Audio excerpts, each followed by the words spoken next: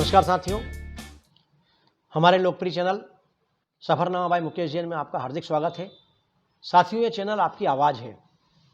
हम आपकी समस्याओं को उठाते हैं, हम आपकी सभी समस्याओं को हल करने का प्रयास करते हैं। हम आपको मोटिवेशन कहानियाँ सुनाते हैं ताकि आप हमेशा पॉजिटिव एनर्जी से भरपूर रहें। साथियों, यदि आपको हमारे वीडियो पसंद आते हैं और आप देखते हैं तो हमारा चैनल ज़रूर सब्सक्राइब कीजिए। आज आपके सामने एक कहानी लेके आया हूं, दो दोस्तों की कहानी। एक फैक्ट्री में दो दोस्त काम करते थे। दोनों एक ही पद पर थे। दोनों का काम लगभग एक जैसा ही था, लेकिन एक व्यक्ति का कार्य करने का तरीका कुछ अलग था। उसे जब भी कोई नया कार्य करने को मिलता वो बड़े उत्साह से करता और उस कार्य को करने के नए नए तरीके खोजता रहता था। जबकि उसका दूसरा दोस्त था, वो केवल रूटीन वर्क करने में विश्वास करता था। उसको बॉस ने जो काम दिया, जैसे दिया बस वैसे ही करना, अलग से कोई दिमाग नहीं लगाना और अपना समय पूरा करके अपने घर चले जाना। ये दोनों की रूटीन प्रक्रिया थी। एक दिन बोर्ड ऑफ डायरेक्टर्स की बैठक हो रही थी, तो उसमें एक विचार आया कि क्यों ना हम एक नया प्रोजेक्ट यहां से कहीं दूर एक गांव में शुरू करते हैं। तो उन्होंने एक गांव का चयन किया और उन्होंने कहा कि इस गांव पर अध्ययन करने के लिए कि वहां हमारा प्रोजेक्ट सफल होगा या नहीं होगा, हम दो लोगों की एक टीम बनाते हैं और उनको हम वहां भेजते हैं। और उनकी जो रिपोर्ट आएगी दोनों की, उसके आधार पर हम निर्णय करेंगे। शर्त यह है कि दोनों को रिपोर्ट अलग अलग देना है और दोनों को अपने अलग अलग व्यूज वहां जाके देखना है। ठीक है। बॉस ने दोनों कर्मचारियों को बुलाया और बोला कि अपने को जो है इस गांव में एक प्रोजेक्ट लॉन्च करना है और अब आप वहां जाके उसका अवसर तलाशिए और अपनी रिपोर्ट हमें सबमिट कीजिए। अब जो नया नया करने में उत्साहित रहता था उसको तो मजा आ गया, उसका उत्साह बढ़ गया। उसके दिमाग में पॉजिटिव तरंगे चलने लगी कि चलो मुझे कुछ नया करने को मिलेगा, नया कुछ सीखने को मिलेगा। तो तुरंत हाँ करके निकल गया। दूसरा वाला व्यक्ति जिसने सुना तो मन ही मन दुखी हो रहा था, बॉस के सामने कुछ बोल तो सकता नहीं था, इसलिए चुपचाप गर्दन लटका के बाहर निकला और अपने मन ही मन बोलने लगा कि ये बॉस मुझे बहुत परेशान करता है, जबरदस्ती नए नए काम लाता रहता है और बिल्कुल मेरे पीछे पड़ा रहता है।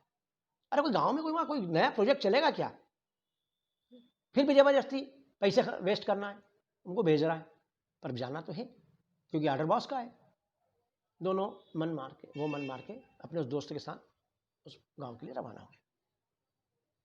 अब चूंकि दोनों को अलग अलग प्रोजेक्ट बनाना था, तो दोनों ने अपने अपने दृष्टिकोण से रिपोर्ट तैयार करना थी।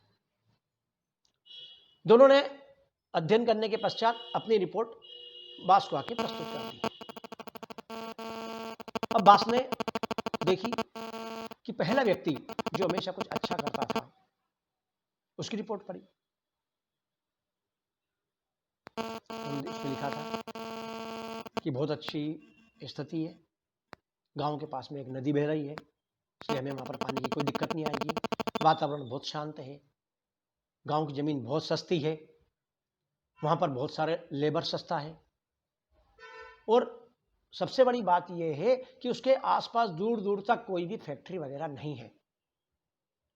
तो हम वहां पर हमारा नया प्रोजेक्ट लॉन्च कर सकते हैं। साथ ही हम हमारे रहने के लिए जो हमारे कर्मचारी वहां काम करेंगे उनके लिए क्वार्टर बना सकते हैं और वो भी शांत वातावरण में अपना बढ़िया काम कर सकते हैं। इस तरह हमारा यह प्रोजेक्ट 100% सफल रहेगा, हमें कोई दिक्कत नहीं आएगी। रोड बने हुए हैं, लाइट की व्यवस्था है, पानी के लिए नदी है ही सही। तो मेरे दृष्टि से ये प्रोजेक्ट कंपनी के लिए बहुत फायदेमंद होगा। दूसरा, उन्होंने उनके दूसरे दोस्त के द्वारा दी गई रिपोर्ट पढ़ी। उसमें लिखा था वहां कुछ भी नहीं है, दूर दूर तक सन्नाटा है, कोई स्कोप नहीं है। यदि वहां स्कोप होता तो इतने साल से कोई फैक्ट्री या कोई भी प्रोजेक्ट नहीं लग जाते, बड़े बड़े लोगों के ऑफिस नहीं चल जाते। तो बेकार टाइम वेस्ट करना है, बेकार अपना पैसा बर्बाद करना है। इसलिए मेरे दृष्टि से वहां पर कंपनी को पैसा इन्वेस्ट नहीं करना चाहिए। उसने अपनी रिपोर्ट लगा के दे दी, पढ़ी। अब बोर्ड ऑफ डायरेक्टर्स ने दोनों की रिपोर्ट पढ़ी, पहले वाले का आइडिया उनको समझ में आया, उन्होंने उसको बुलवाया, तो पूछा कि भाई आपने रिपोर्ट पे लिखा है तो आपने विस्तृत अध्ययन किया है या ऐसे ही आप रिपोर्ट दे रहे हैं, हमारी कंपनी का नुकसान नहीं होना चाहिए। उन्होंने बोला सर मेरी गारंटी, मैं आप जो प्रोजेक्ट दोगे उसको वहाँ सफल करके दिखाऊंगा, क्योंकि वहाँ बहुत संभावना है, दूर दूर तक कोई ऑफिस नहीं है, लेबर फ्री बैठा रहता है, लेबर बहुत सस्ता है, नदी बह रही है, पानी सस्ता है, सड़क बनी हुई है, तो हमें केवल इंफ्रास्ट्रक्चर ही तैयार करना है और बहुत संभावना है वहां पर। कंपनी ने विचार करके उनकी रिपोर्ट को ओके किया और उन्हीं व्यक्ति को वहां का प्रोजेक्ट मैनेजर बनाया, उनको तनख्वाह डबल कर दी, एक गाड़ी दे दी आने के लिए और एक बंगले की व्यवस्था कर दी।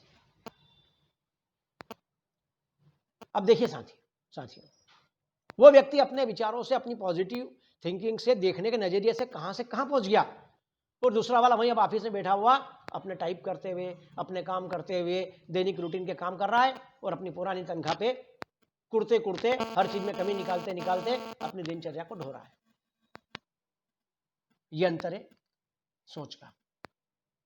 इसलिए हमें पॉजिटिव रहना चाहिए, हमारी सोच सकारात्मक होना चाहिए। साथियों, हमें पैसा अमीर या गरीब नहीं बनाता है, हमें हमारे विचार ही गरीब या अमीर बनाते हैं। हमारा विचार हमें अमीर बना सकता है और हमारा विचार हमें गरीब बना सकता है। इसलिए हमें विचार को समृद्ध बनाना है, विचार को पॉजिटिव बनाना है, विचार को स्ट्रेंथ देना है और अपने कार्य में जुट जाना है। धन्यवाद दोस्तों, आज इतना ही। जय हिंद, जय भारत।